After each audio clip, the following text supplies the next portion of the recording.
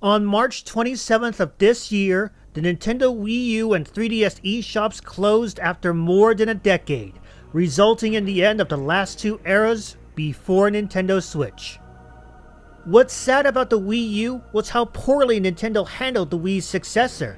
It could be that many fans confused the Wii U for being a mere expansion to the Nintendo Wii.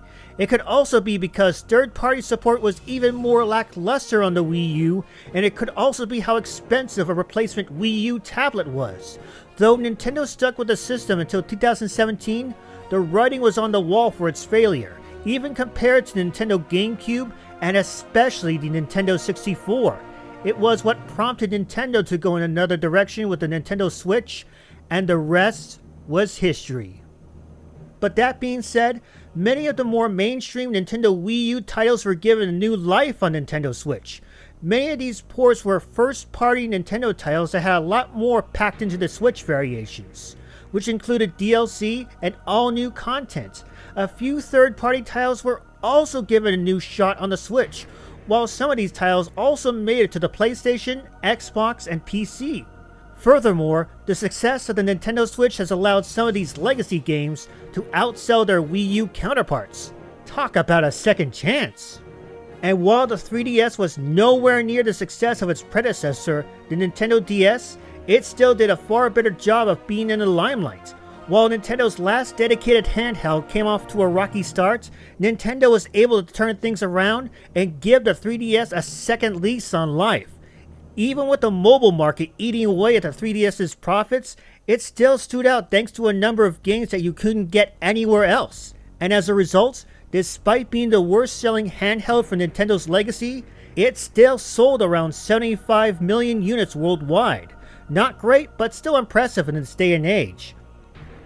But what's really sad is not a whole lot of Nintendo 3DS games were given a Nintendo Switch treatment.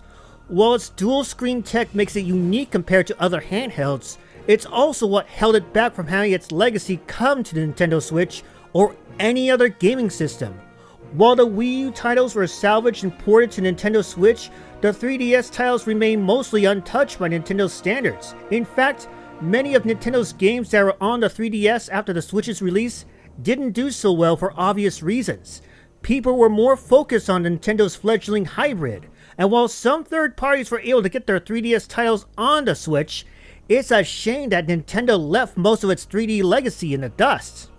In fact, both the Wii U and the 3DS still had games that were not only exclusive to these systems, but also exclusive to their eShops.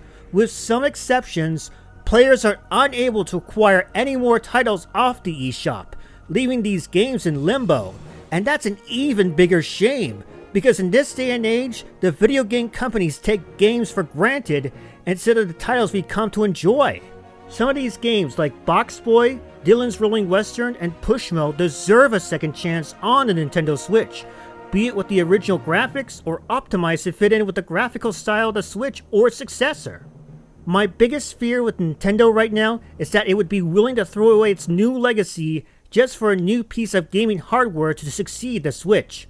Compared to previous generation of Nintendo's legacy, the Nintendo Switch has had the most amount of games, bar none. Some of these games never appeared on a Nintendo console before.